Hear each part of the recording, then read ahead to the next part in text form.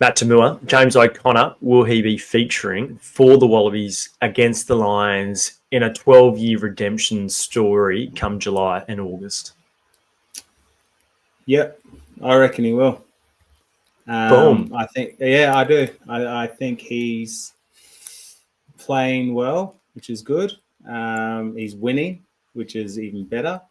And unfortunately, the guys who were the incumbents are not playing as good as they would like to. So unless they improve, I reckon we might see something pretty remarkable.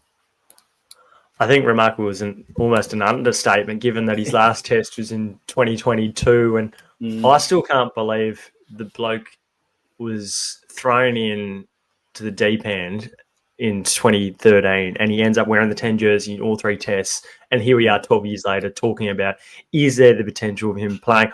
I don't think the number 10 jersey is necessarily the position he will end up wearing. I think he's more of a super sub kind of finisher, which is what he's doing for the Crusaders. But I'm definitely giving him the number 10 jersey over Richie Mwanga come a AU and Z match in Adelaide, because I'll tell you what, that's a week beforehand. And if you're wanting someone to get some minutes under their belt, or maybe even if you are thinking that you're going to bring him off the bench, that maybe you do that, because that's the exact same role that he might fulfill later on in the series.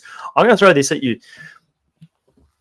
In 2022, he played against England. I think it was the second test again in Brisbane, and he came on.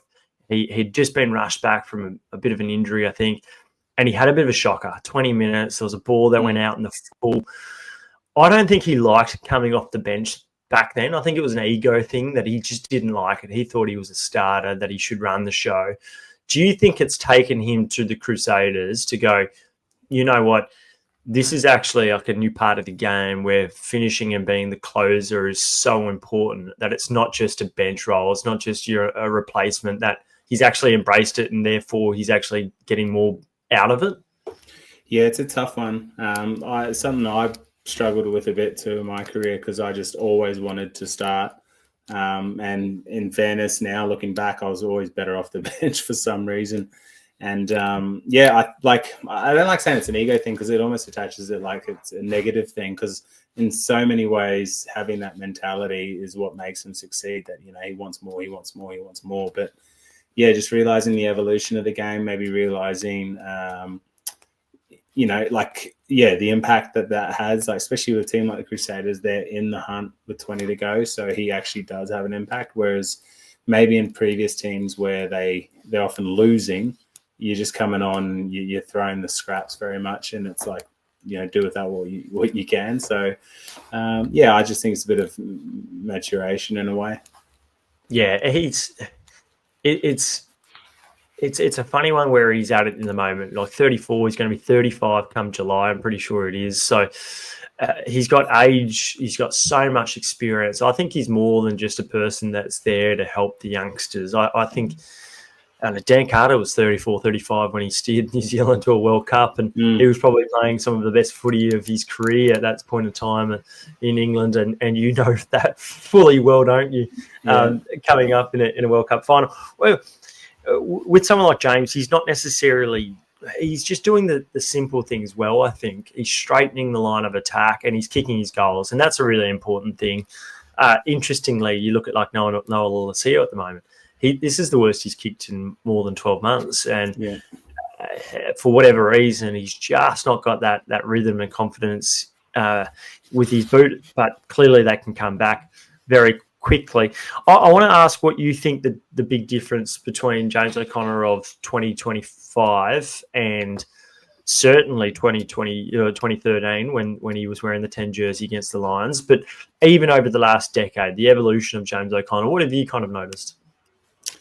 I reckon if you spoke to him if they had podcasts back in 2013 and podcasts now, like, you'd obviously see he's grown up a fair bit. I think he took on that leadership role at the Reds, and you could see him really thrive with it for a while. And then maybe when you're starting to get injuries, there was a bit of frustration. I think that's probably when you saw that little bit of frustration coming off the bench. As you know, he wanted to be the leader, and I think he did really well, particularly around that COVID time.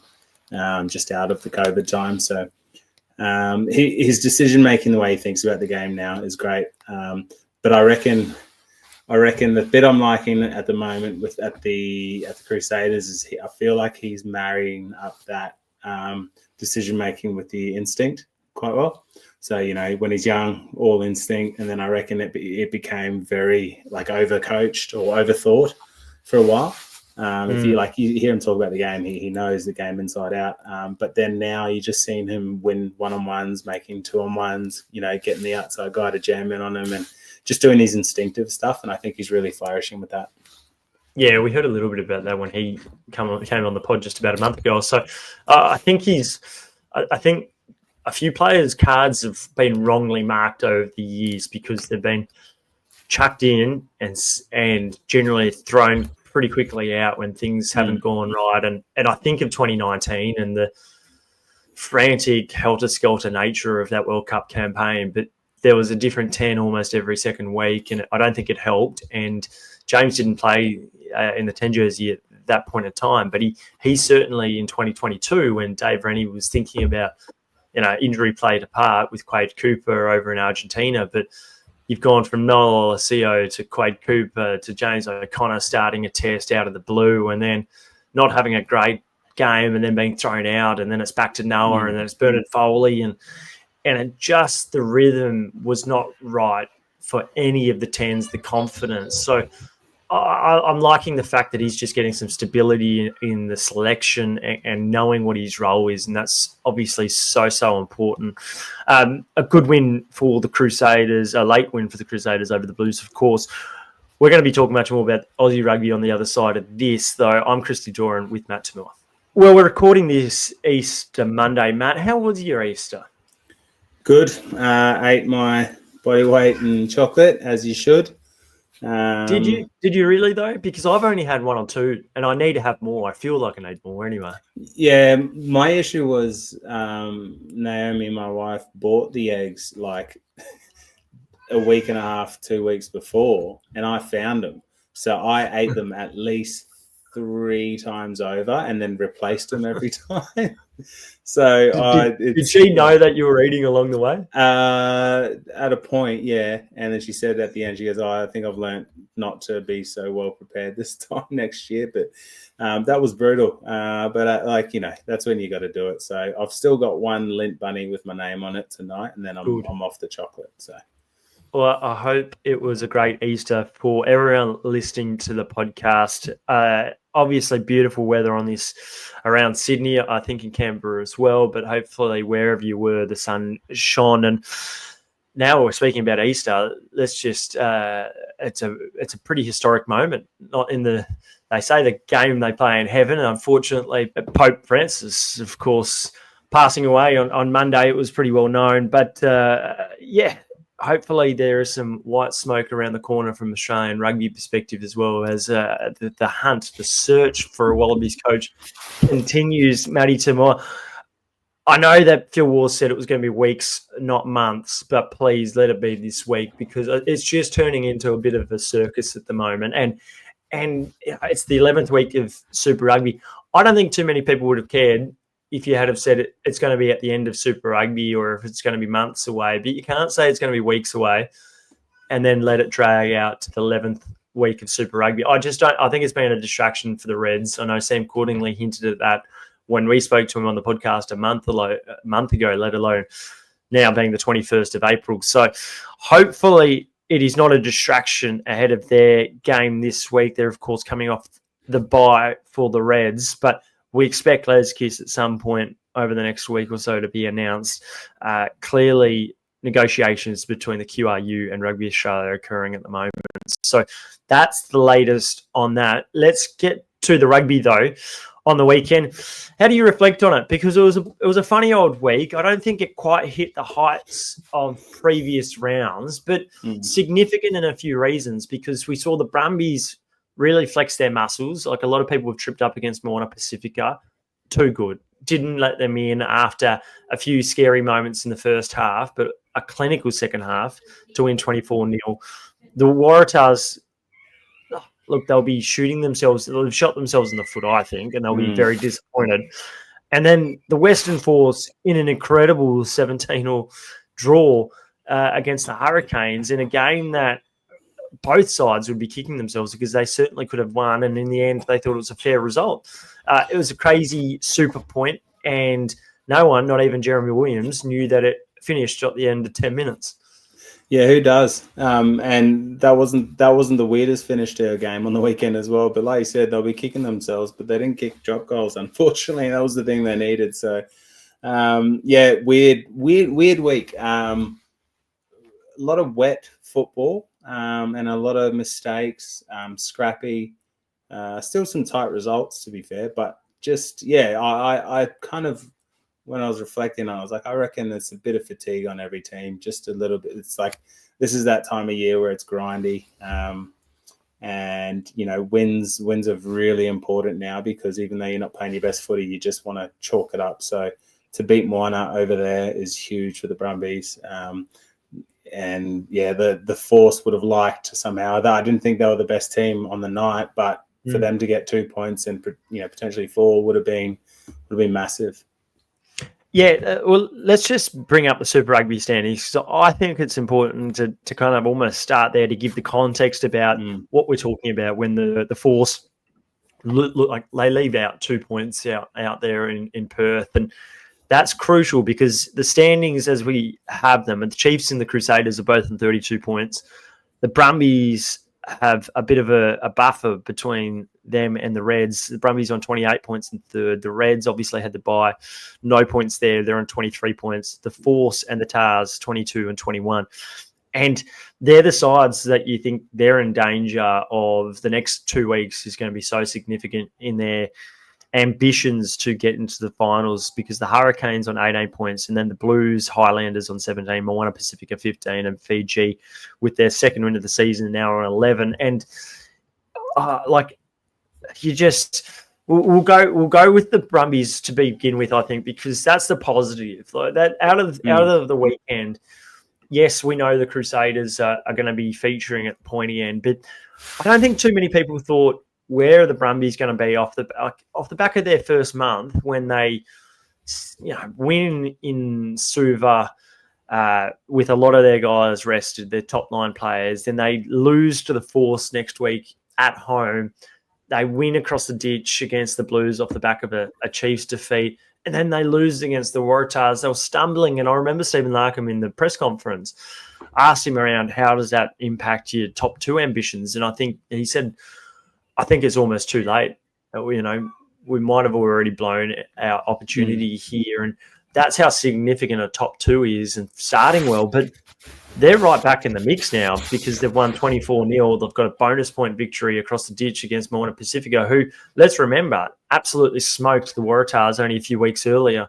So it's an outstanding victory, and I think it's a result we probably would have both expected, beating Moana, but to be in the position where they are right now, after 10 weeks, being in third, I don't think you and I thought that they would be in this position with a great opportunity with 4 of their next 5 games, their last 5 games, at home.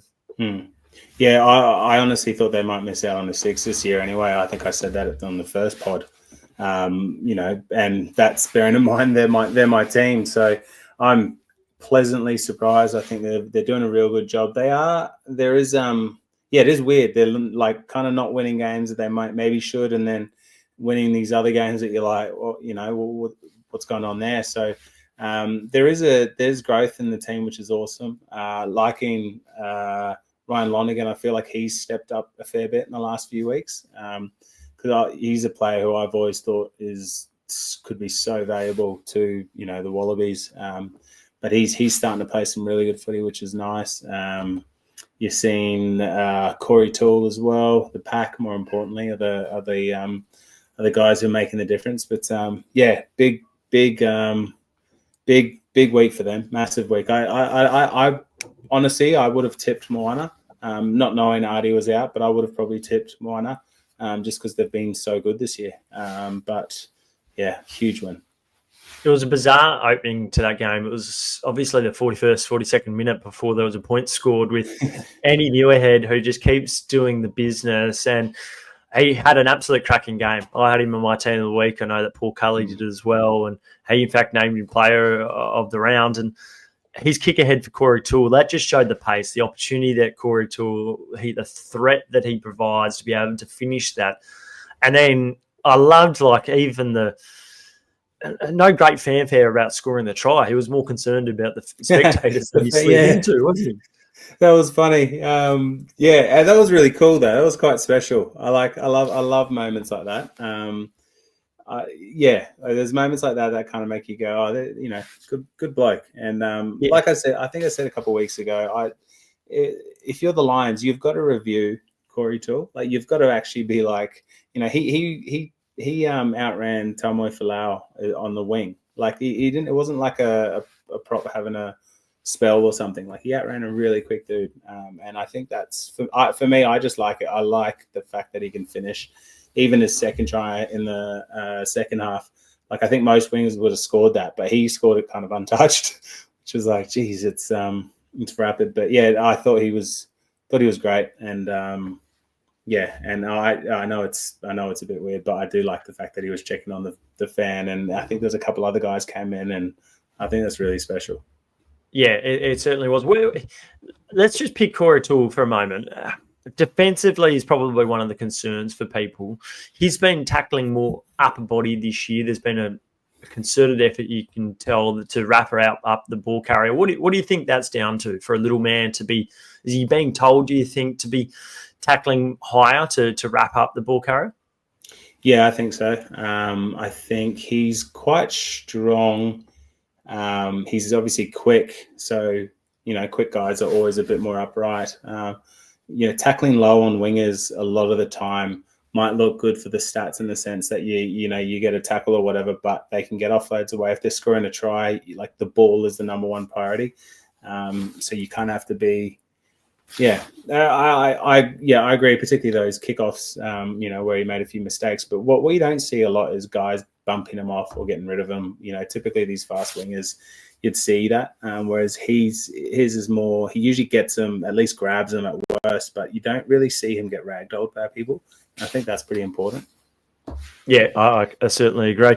The Brumbies, I think their big difference this year is they're rolling more. Their set piece is much better. We've seen the scrum work, and clearly the rolling maul has been a powerful weapon in the last 2 weeks. We saw it against the Reds, and we're now seeing it against Moana Pacific. The patience, Billy Pollard playing a really big part there as well, and that bodes well because you've got to have the fundamentals down pat to feature at the pointy end of a competition. Robbie Valentini, once again, just industrious, everything he does. And I'm just enjoying things like the little things, the Andy Muirheads, the Ollie Sapsfords, who might not necessarily be international players, but they're the glue. And we're seeing those, like Tom Wright had his worst game of the season, I think. And for Tom Wright to not perform at the heights that he would like and people expect, and yet the Brumbies to still win well, that shows the program's going quite nicely.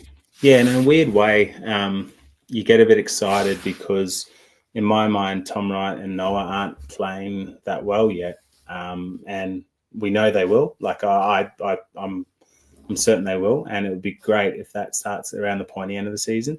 This time last year we were really worried about the Brumbies scrum. Alan, I think, has had his best start to a year in a few years.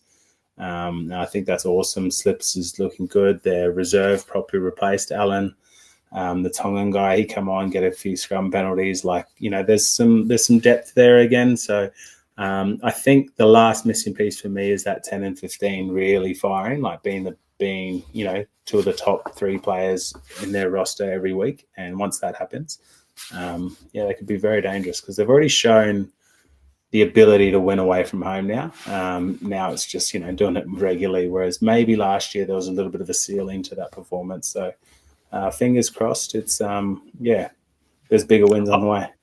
I know you mentioned Ryan Lonergan. We don't have to talk about him per se, but I think one of the issues that coaches, from what I've heard, is defensively, it's still his area where he probably needs to improve a little bit. He falls off a lot of tackles. He just made 3 from 8 on the weekend. And sometimes you get yourself into a position to slow them down, and that can be just as effective if you're the last person there or you've managed to come from nowhere to slow them down. But the tackle percentage rate is something that he would definitely need to work on going forward, I think, because the rest of his game at the moment is outstanding, and the leadership is the big thing that people talk about with Ryan Lonergan as well. Not just his pass, but his leadership and his demeanour, and clearly from the other week as well, his kicking ability too. So good signs for the Brumbies, and I love how they finished the season. And I'm pretty sure it's the Crusaders that they end up with. So that could really be a crucial and telling last match.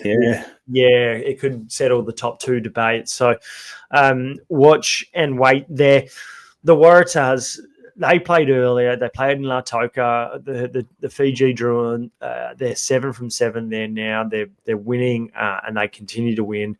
Interestingly, the crowd I don't think was as populated as it generally is there. I wonder if that's just because it's been a tough year for the Drillers so far, but and maybe even the Easter weekend. But they managed to find a way to win. They probably should have won more comfortably than they did. But what about the finish? Have you ever seen anything like it, where it's 21-14, the Waratahs have barely been able to go 40, 50 metres without making a mistake, want to make it 110 metres, they shift the ball, and unfortunately it all unravels in their end goal line.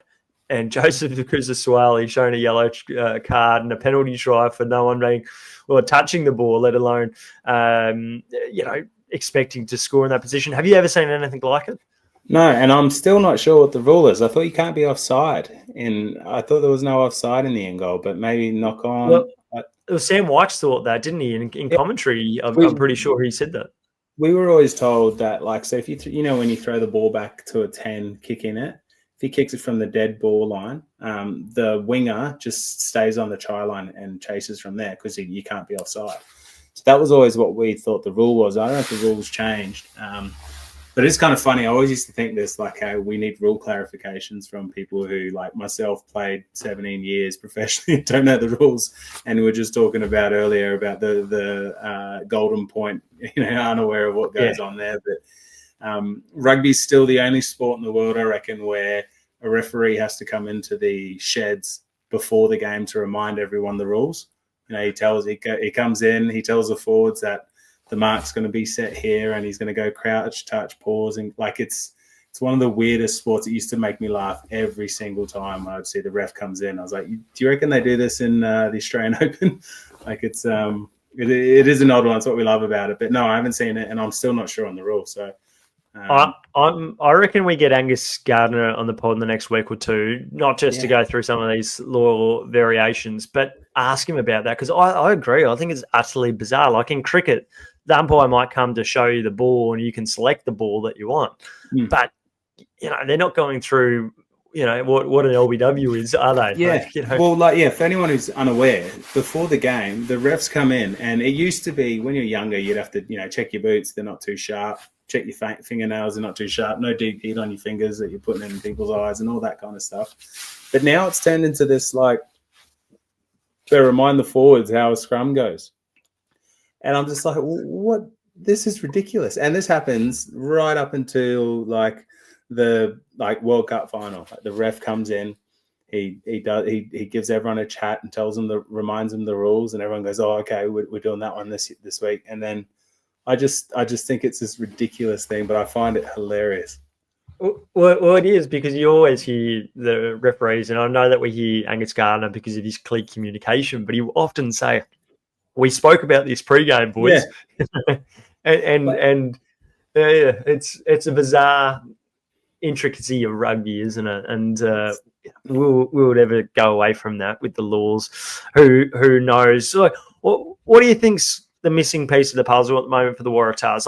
They're probably a little bit lighter in that tight five. Certainly when you stand down an Angus Bell and a Taniela Tupou, that doesn't help. When you lose a Ben Grant in the first 10 minutes, that doesn't help either with the shape, with the run meters. But Langy Gleeson, it was the only Tar who made my team of the week. I thought he was outstanding when he came off the bench early because of Charlie Gamble's injury that he picked up. But he's the only forward that made more than 10 metres with ball in hand. And I know that stats can sometimes don't paint an accurate picture, but I felt like when you lost an Angus Bell, you needed your forwards. You needed to find someone else who's going to roll up their sleeves, charge forward, get over the gain line. And that's probably where they lost that game. Like, they had opportunities. Hugh Sinclair gets bundled into touch out wide. I don't know if that was the smart decision to play the short side there in the second half when they'd cut the deficit to 7. But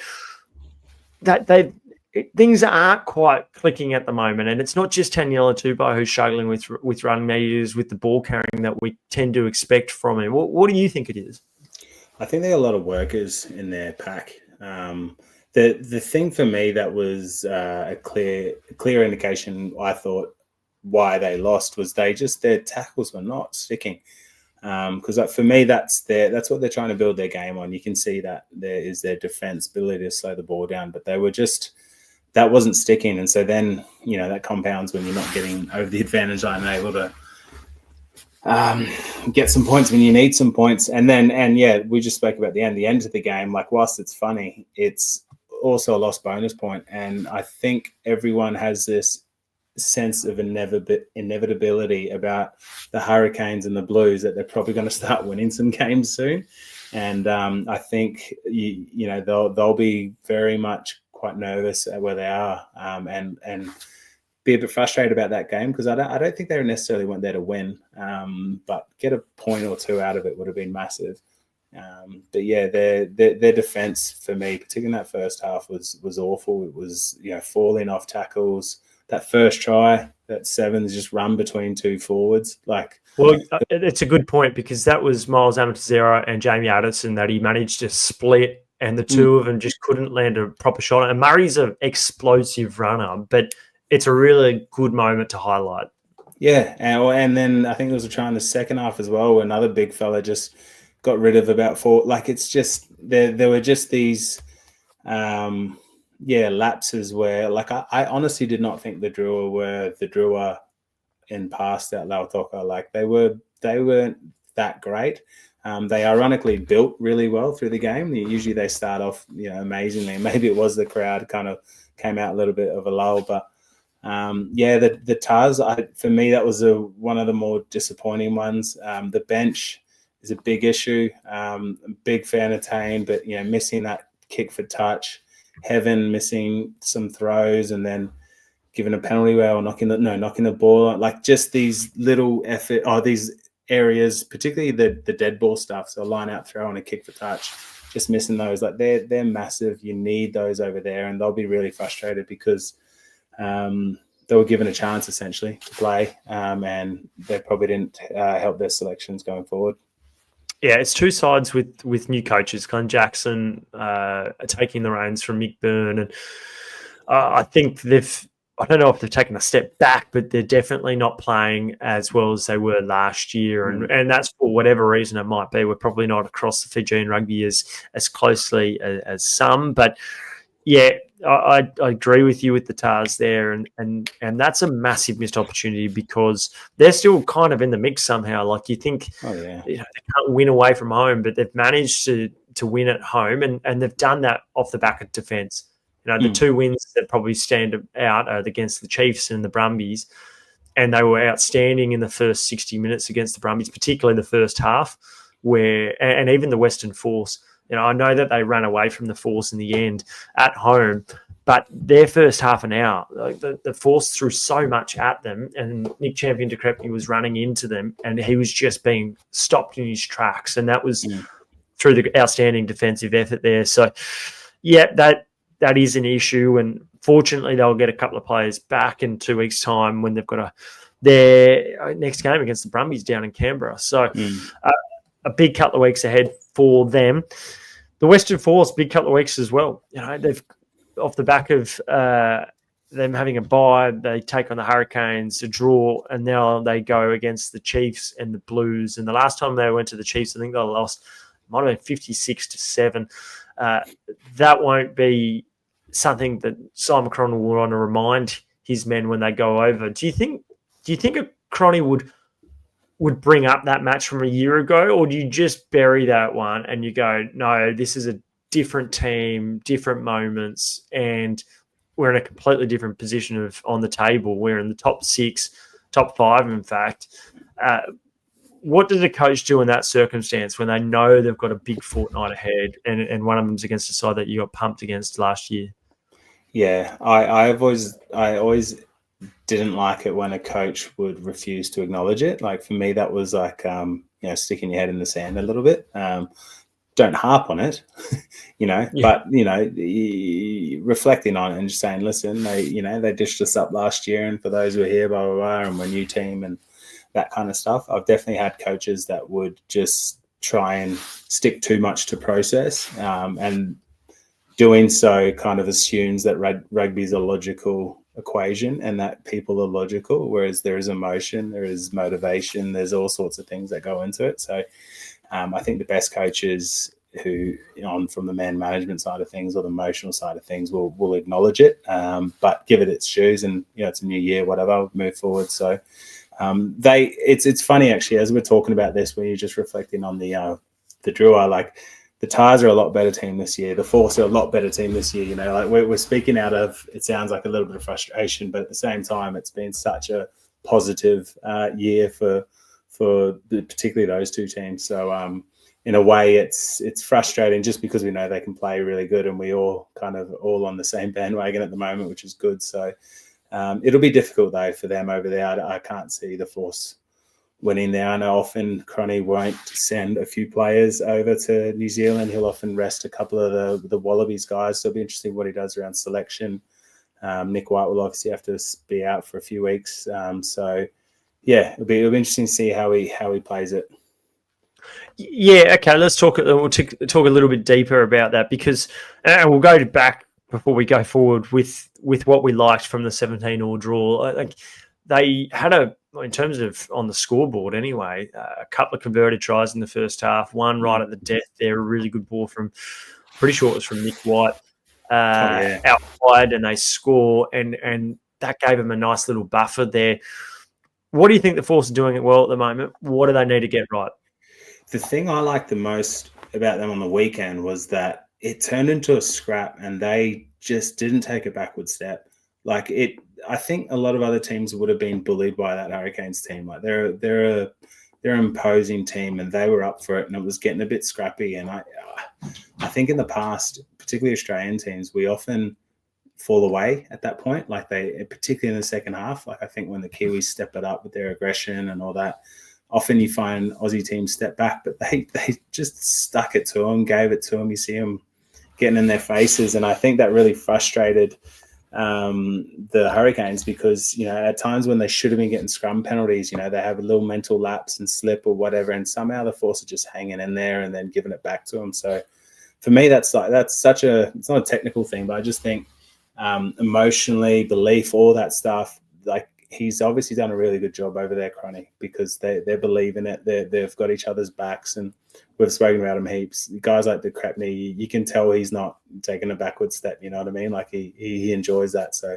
it's nice to see. He came from miles away to push one of the Hurricanes players in. I couldn't believe that I'm glad he didn't, but a lot of other referees might have given a yellow card there, given how he's come from 5-6 metres away to push a bloke down. Yeah, I think for the Hurricanes, you could see they were frustrated with Damo a bit, particularly around the scrum, because you could see they were the dominant team, but it's all part of it. They didn't manage it, but yeah, I think for me that was I would have banked that the Hurricanes would have run over them physically, but they didn't.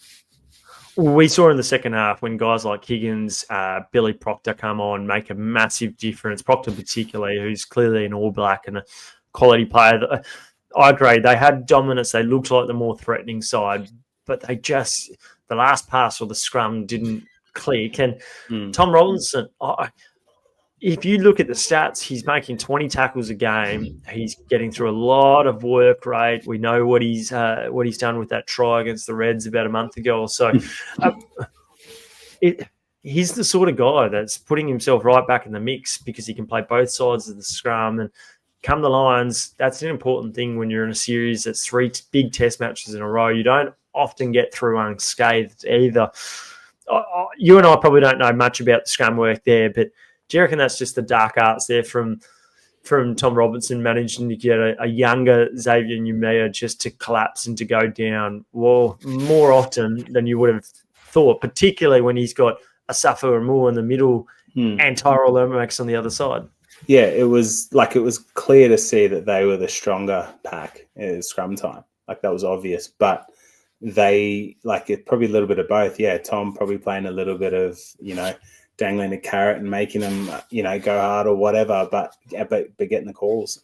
So I think the Hurricanes will be really frustrated because they get those scrums right, they win that game. But Throbber using his wits about him. We know he's a smart boy, so.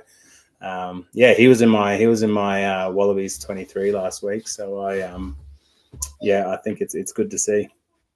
What about your mate Nick White?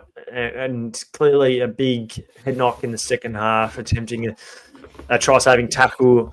Have you spoken to him since? How's he going? Do you think he's out for the next couple of weeks? Clearly he misses the next week when you're in a category. I'm not even sure what the category correct term is, but he won't be featuring against the Chiefs. And do you even take him across for the second week? I have spoken to him. I don't really want to talk too much because it's medical stuff, but he's obviously got to miss this week. I think it's in terms of head recovery, traveling a week before you're right probably isn't the right thing. I think if I'm the coach, I'm leaving him at home for at least a week with his family, getting all that right. He doesn't need fitness. He doesn't need any of that stuff. Just get him with the family. Is he okay? And then check in on him a week later. And, do you want to come over? And he's a professional. He can get over there a week later and step straight in. So, and he's playing good footy, isn't he? He's an important he player. is. Yeah, and you saw the coach's response when he threw that pass and they scored in the corner. There's this belief around Nick that Cronny has, which is awesome. And, I think most people probably would have, I know I did, and I know White even did, to be fair. He thought Isaac would take over him, next year kind of thing. He'll start off, and Whitey's just hung around like he always has. He's such a competitive guy. His impact on the team's massive. So I think Cronny will be taking quite a long-term approach on it in terms of what's the risk and reward of bringing him over for a week when he could probably be with his family, get his head right, get him feeling right, and then bring him over later. Well, they just need to stay in the fight this week because we spoke about it before. The Waratahs bonus points could become really helpful and handy later on in the season. And even though you much prefer a win, a point or two they add up. And when they're currently 4 points ahead of the Hurricanes, that's a really crucial one, particularly if the Canes can jag a win or a point. It just means that they potentially can leapfrog later on in the season. Carla Chisana, you got to tip your hat. That guy's a freak at the moment, and how physical he is. I think that was almost the challenge, the matchup that I enjoyed most on the weekend. Duplessis, Karifi, and Carla Chisana. They're built similarly. They're so at it. They're intense. I remember when, and I think I mentioned it a couple of weeks ago, Duplessis and Pocock back about 5 or maybe even 7 or 8 years ago when Karifi had just burst on the scene, and he outmatched and outplayed Poe. And on the weekend, it was just two young guys who haven't had as much opportunity as they want, just going at it. And it was an epic battle. Yeah, and likable, aren't they? Like the way they play, they're obviously incredible on ballers, but they're brawlers as well. Like they really get stuck in. Love Tizano's ability to hit and spin. I think it's such an underutilized skill, particularly for outside backs. But you see that time, like he would have been cleaned up, and when those two props lined him up, and he uses his ability to hit and spin and kind of change the point of contact, get a few extra meters. Like he's just grinding, and I think that's what we love about him. He's God. I tell you what, it's hard to leave him out of the starting team at the moment because he's phenomenal. He's playing so well, and he's playing well in these big physical matches, and I dare say it, that's going to be huge come Lions time. Like it'll be really interesting between him and Fraser. I just can't see with a few of them. I can't see them playing 3 tests back to back to back. Yeah. The only one that I think really can is a Bobby Valentini. Yeah. I don't think there's anyone else in the entire pack, maybe an Alan Alatoa, but depending on Taniela's form, I don't think there's anyone else that can just go 50, 60 minutes week in, week out during that time. So whether or not he starts in Brisbane or not, I think you'll be seeing Carlo Tassano feature, and he does deserve it at the moment. He's been in incredible form, and the physicality that he's showing is second to none at the moment in Aussie rugby from a number 7 position. And Fraser McWright's going to have a bit of catch-up footy. He's clearly nursing a bit of that AC issue with his shoulder, and yes, you can play through them at times, but it's not always comfortable, and we saw that a couple of weeks ago with the Reds and the Brumbies game where Fraser was nursing it. So good signs. It's for the Force, and I wrote this in a 5-thing story. There's a lot of players in that side that are on the cusp of Wallaby selection, and they might not be locked and loaded starters, but I think that this next 2 weeks, when you come up against New Zealand opponents in New Zealand, this is where your credentials, if you lay them out and you come out with a pass mark or more, you start circling them for a Lions series, because it's these games that almost count more, don't they? Yeah, well, like other than that, Lions, well, I think we're playing Fiji or something, but like other than a test match, that's your hardest test, isn't it? Like finals footy and Kiwis in New Zealand, like that's as close as you get in the modern day format of Super Rugby in terms of your next step. And I think, you're so right, though. You're so right. There are so many guys who are there or thereabouts. There's not many that are like locked and loaded, Bobby Valentini, those kind of guys. There's so many there or thereabouts, and you do get the sense that they're maybe a year away from like really going top 4. But that being said, who says they can't do it now? I always struggle with the Force. I feel for the Force when they have to travel to New Zealand. Like I just think it's such a under-mentioned aspect of being over there. Makes it so much more difficult. But no, he's done good things, and I'm sure he's got a plan around that too. Big weekend ahead. Anzac Day, a match on Friday. We've got the Reds and the Blues, the Force and the Chiefs. The Brumbies rounded out on the Saturday evening when they host the Hurricanes, and before that on Saturday, Moana Pacific of Fiji and the Highlanders and Crusaders. If last week was a bit flat, this week is very exciting. I think there's going to be 5 great contests, so something to look forward to in the week to come. I think the Reds and Blues, if it's anything like last year's matchup, then you're in for a very exciting game and a high-quality one too. If you don't remember, that was really the birth of the Junkyard Dog, Tim Ryan, wasn't it, where he scored was it 3 tries there and jumping over players and turning Mark Talia inside out. So quality to see. A little bit of other news. Rob Leota expected to go to Bayonne. You can understand that. Hasn't played for the Wallabies since the World Cup, and clearly fallen down the pecking order just a little bit. So from a national contract perspective, probably doesn't quite have the money there. But that's an interesting one for the Tahs, because it just means that from a back row perspective, they've lost now Swinton, Hannigan, Leota and Langy Gleeson, who's still to go to Montpellier. So that's 4 test back rollers that you're losing in the space of 2 seasons. It's not sustainable, that, and that's an issue when they're quality internationals too as well. Yeah, and we just spoke about them lacking a bit of punch, and a bit of some carriers. You think of Swinton and all these guys, like they're big ball carriers. Oh God, we're just losing so many at the moment. And like I say, from a Wallabies point of view, you got to pick them for the Wallabies, but then at the same time, it's like, what are we doing about this? Like, we can't have and this is during the golden era of Australian rugby, of Lions and Home World Cup, and we're losing these guys. Like, I get nervous that maybe there's so many more cracks underneath the surface post this that people just are going to go and I don't know. We need an injection of something, most likely cash.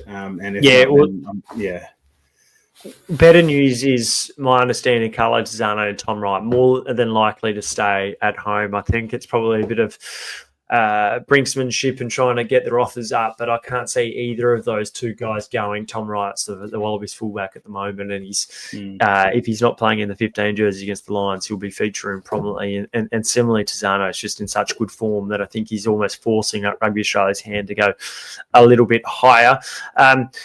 The other bit of news as well, like I know there's been a lot of publicity about the $210 million Rugby Australia broadcast deal with Nine that was just announced less than a fortnight ago. My understanding is that yes, 210 is the accurate number. The 240 with incentives if they get there. Good luck to the Wallabies and the various Super Rugby sides getting there. But that's not necessarily going to be easy. But of the 210, I believe about 30 is going to be, or 25 is of what they call team contra, so advertising money. So in real cash terms, it's actually 185 mil. So 37 million a year. It's nowhere near what it was 10 years ago when it was 50 million US. So that's much less money. Perhaps the good thing is that it's 4 sides now, and we spoke about the added depth of last year, but still, it's not mountains of money. They're certainly not swimming in it, and it's a long way to go for Rugby Australia. So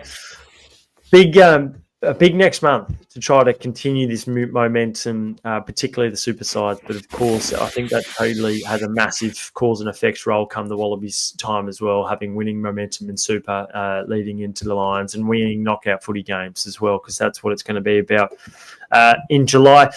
Hey, Matt, I reckon that was a good pod, mate. Nice and easy. Just the two of us. Didn't need a company, as they say. No, we didn't need that today, so I thought we were good. Peas in a pod. Oh, look, I'm loving it. And, yeah, nice little blend between you and I and the guests. If there are any guests that you want to get on the pod for us to talk to, please reach out. Let us know. Always happy to listen to the feedback. Have a great week. Hopefully a couple of beers later on Friday and a bit of 2-up, and however you enjoy your celebrations. And as we reflect on a very important occasion with Anzac Day later this week. Hey, awesome to see your friendly face. We'll do it all again in about a week's time.